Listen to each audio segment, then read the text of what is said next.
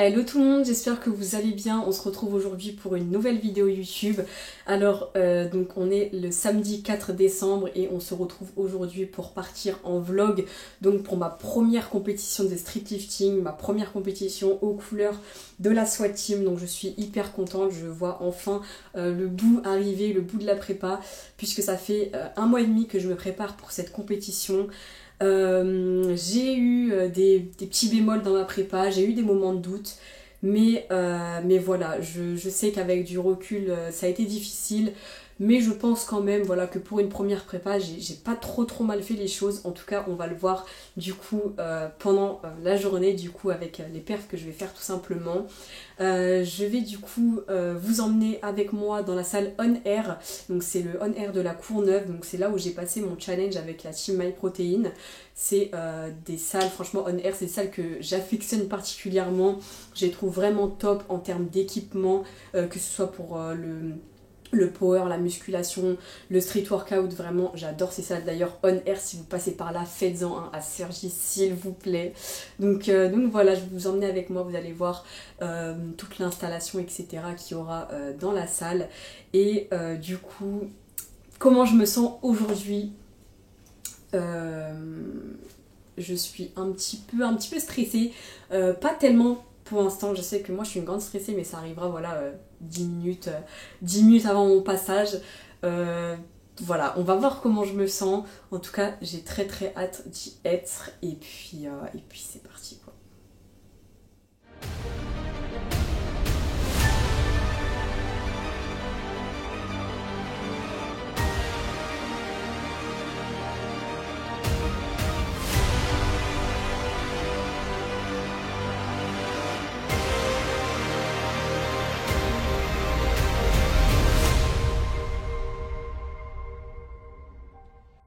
Elle doit être à 57,5.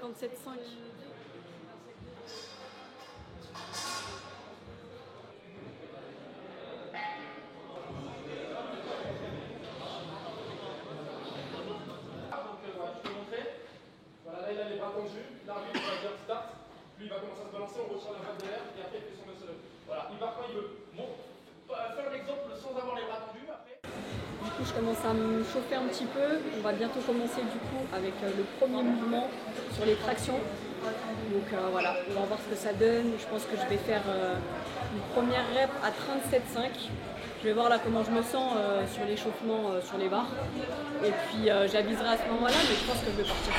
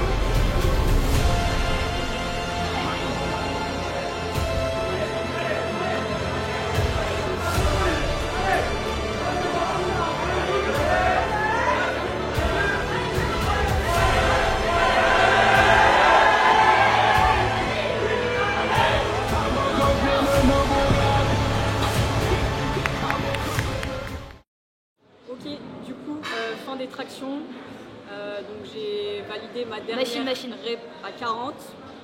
Franchement ça allait, elle était un peu lente, mais du coup après j'ai tenté 42,5 et franchement j'étais à ça de la passer. Sachant qu'elle avait eu que 3 minutes de récup. Hein. Ouais, j'avoue que là le temps de repos il était short, donc je pense qu'avec un peu plus de repos il y a moyen que ça passe. 2 minutes de plus ça passait. Ouais, il y a moyen. Il y a moyen. Mais du coup voilà, maintenant on va aller manger et je vais me focus sur les dips et puis voilà. Du coup petit temps de pause là, je viens de manger, là je digère tranquillement et du coup après on va partir sur les dips. Donc pour les dips, ce que je vais faire c'est que je vais commencer 32,5 pour la première comme pour les tractions et après je verrai peut-être 40 et après je verrai pour la troisième en fonction de comment je me sens.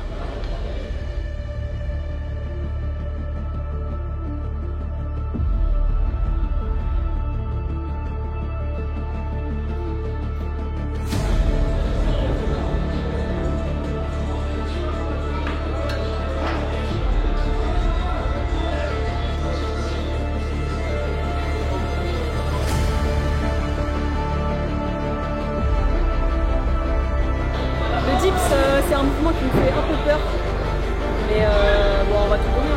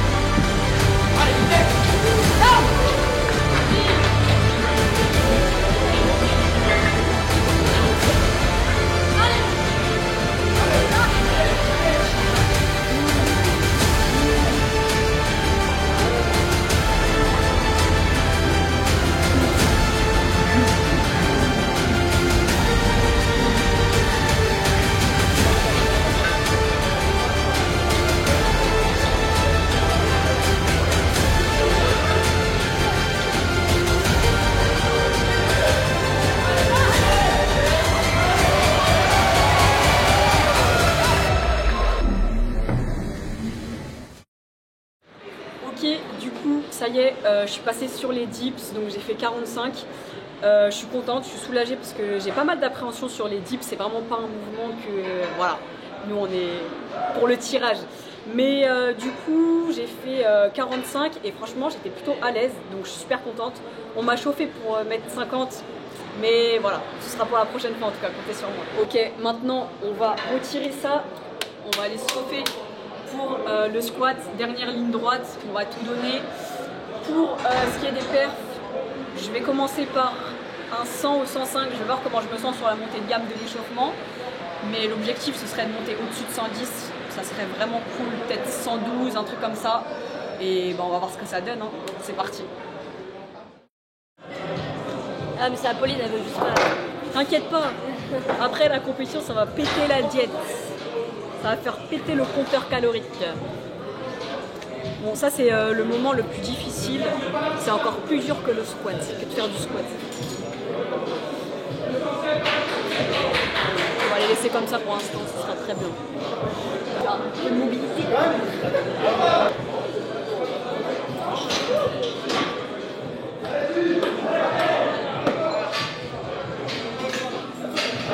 Confiante, oui et non. Au vu de ces dernières semaines, en tout cas, j'ai bien progressé. L'équipement, il me fait vraiment du bien au mental, il me met en confiance. Donc ça devrait aller. On va voir. Je me prononce pas.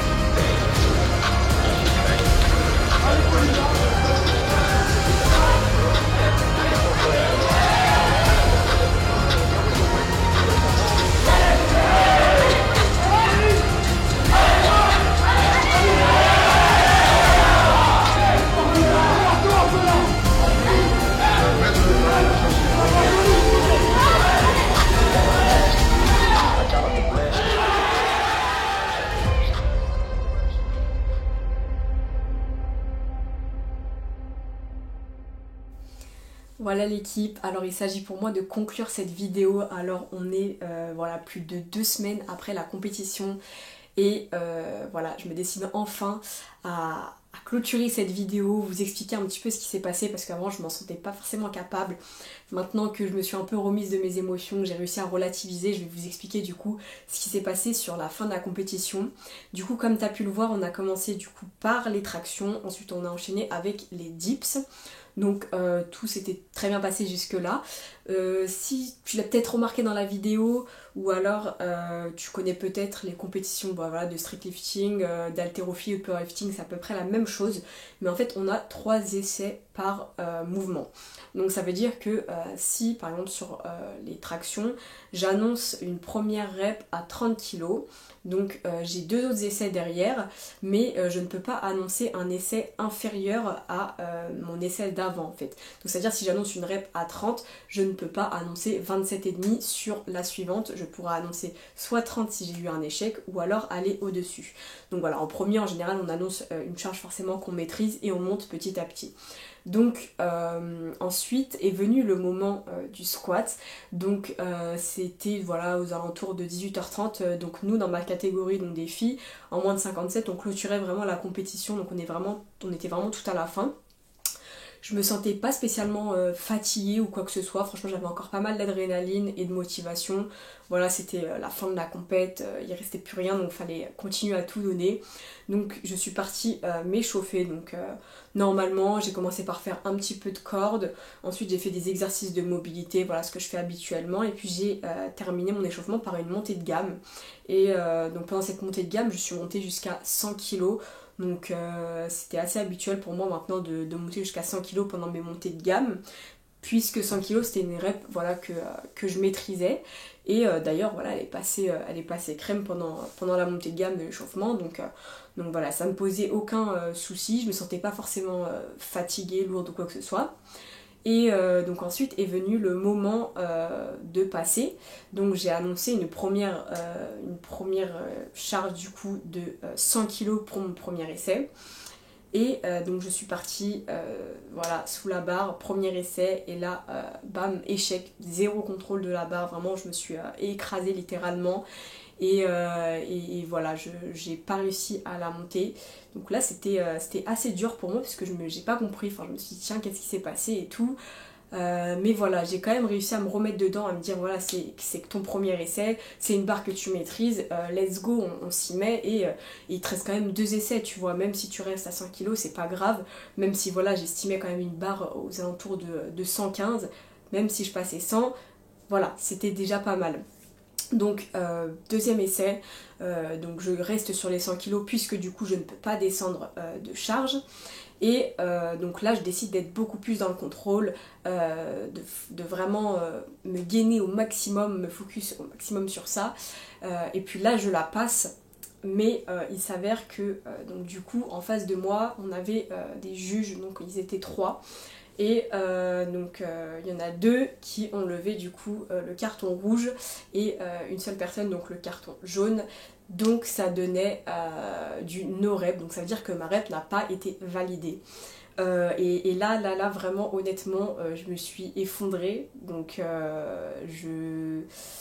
c'est pas que je comprenais pas, mais c'est que voilà c'était très dur, c'était très dur. Je me disais ok là il me reste plus qu'un essai. Là on m'a dit que c'était clairement no rep, enfin qu'est-ce qui se passe, je comprenais pas. Et c'était pour moi à ce moment là très dur. Je sais que j'ai un gros travail à faire là-dessus, mais en fait quand j'ai un échec, que ce soit voilà, en entraînement ou même bah, voilà, en compétition, j'ai vraiment du mal à rester dedans et à me dire allez on y va, on relativise, c'est pas grave. C'est que j'ai tendance à m'apitoyer sur mon sort et voilà, ça me casse et les émotions prennent le dessus et physiquement après ça suit plus. Du coup voilà pour la deuxième rep. Ensuite est arrivée du coup la troisième et dernière rep, donc le dernier essai. C'était très dur, mais honnêtement j'y croyais jusqu'au bout. Voilà, j'ai quand même un mental de battante et je me disais vas-y là ça passe en fait, c'est pas possible. Et je me rappelle avoir entendu donc Maxime, un des coachs de la SWAT team, me dire allez, on va la monter avec toi, on va le faire ensemble et tout. Et genre toute la salle qui m'encourageait et tout. Et moi j'étais là, je pleurais sous ma barre. Et puis voilà, j'ai eu un échec également sur la dernière rep. Donc je me suis écrasée comme la première. Et impossible de la monter. C'était très dur, honnêtement. Voilà, j'ai retiré ma ceinture, je suis partie en trombe et je me suis effondrée, j'ai pleuré. J'avais même pas les mots en fait, je savais même pas décrire ce que je ressentais à ce moment-là. J'ai eu beaucoup d'incompréhension, beaucoup de déception, beaucoup de tristesse, j'étais aussi énervée contre moi. C'était dur. Franchement, c'était très dur. Du coup, tu dois sûrement te dire, tiens, mais qu'est-ce qui t'est arrivé? Comment ça se fait que t'as pas réussi à soulever cette charge alors que c'était une charge que tu maîtrisais habituellement, qui est passée à la montée de gamme, etc. J'ai pas réalisé tout de suite. Je me suis dit, je sais pas, peut-être un excès de stress ou quoi sur le coup. Bon, forcément, c'est un peu lié. Mais en fait, donc pour tout vous expliquer, donc il était voilà, aux alentours de 18h. Quand on s'apprêtait à s'échauffer, j'ai pris du pré-workout. Donc voilà, c'était un pré-workout que je ne connaissais pas. Donc voilà, Barbara, si tu passes par là. Et en fait, voilà, je l'ai pris et je me suis dit, voilà, ça va me booster. Allez, c'est bon, tu vois, on y va, quoi. Genre, ça va me réveiller et tout. Et puis je vais pouvoir m'envoyer. Et au final, pas du tout. Le truc, il m'a vraiment achevé. Et ce qui me fait rire, en fait, c'est que... Enfin, ce qui me fait rire, voilà, c'est que avant de le prendre, en plus je disais à Barbara, ouais, imagine le truc, il me donne la chiasse et tout, genre, et j'étais là, tu vois, et voilà, et si j'avais su que peut-être 20 minutes après, enfin, au final, le truc, il m'a vraiment mis mal, en fait, genre, j'avais froid, et je tremblais, et c'est ce qui a fait qu'en fait, j'ai pas réussi à me canaliser sous la barre. Il m'a vraiment mis mal en fait, pas forcément envie de vomir ou quoi que ce soit, mais je saurais même pas décrire en fait, mais le truc vraiment il m'a mis mal. Et voilà, je le savais pas, mais on m'a dit après que avec le stress, des fois les pré-workouts faisaient mauvais ménage. Donc comment vous dire que ça m'a servi de leçon et que plus jamais je ne changerai mes habitudes en compétition surtout. Voilà, ça sert de leçon, belle leçon de morale aussi. Je me dis que rien n'est acquis parce que voilà, pour moi, voilà, j'allais aller sur le podium, c'était sûr et certain, au vu des perfs que j'avais fait sur les tractions et sur les dips. Et au final, bah, rien n'est acquis, quoi. Comme quoi, il faut vraiment continuer à se battre jusqu'au bout, même quand on pense voilà, que c'est pas acquis, qu'on va pas pouvoir être première sur le podium ou quoi que ce soit. Il faut toujours se battre jusqu'au bout. Et à l'inverse, pour ma part, il ne faut jamais croire que tout est acquis et il faut vraiment rester concentré et tout donner jusqu'au bout du bout. Donc voilà, c'est une fin de compétition qui était très dure pour moi. Aujourd'hui ça va mieux, voilà, je me suis remis dans les entraînements et voilà, honnêtement je m'y serais quand même bien passée de cette leçon de morale. Mais si ça peut voilà, vous aider, voilà, vous dire voilà, il faut vraiment pas changer ses habitudes en compétition, éviter de prendre du pré-workout qu'on ne connaît pas, et puis voilà, donc c'est jusqu'à aujourd'hui en fait je sais pas quoi penser. Mais voilà, en tout cas, ce fut une très belle expérience, j'ai quand même bien kiffé cette compète, je me suis bien amusée. Et c'est vrai que même pendant ma prépa, je me suis vraiment bien découverte, donc c'est cool. Beaucoup sur le squat aussi d'ailleurs, même si voilà, j'ai pas su le montrer. Mais voilà, je sais que le meilleur reste à venir et que sur le long terme, ça pourra que me forger et me faire devenir encore plus forte. Donc j'attends ça avec impatience. En tout cas, 2022, on a plein de projets de perf. Donc j'ai super hâte. Là, je vais me rediriger un petit peu vers le 7 rep, l'endurance, tout ça. Voilà, j'ai hâte. En tout cas, j'espère que cette vidéo t'a plu. N'hésite pas à t'abonner si c'est pas fait. N'hésite pas à mettre un pouce bleu et un petit commentaire. Ça fait vraiment super plaisir. Ça me donne beaucoup de force et ça m'aide surtout à me motiver pour faire beaucoup plus de contenu, que ce soit sur YouTube ou sur Instagram. Donc voilà, je te dis à très vite pour une nouvelle vidéo YouTube. Ciao ciao.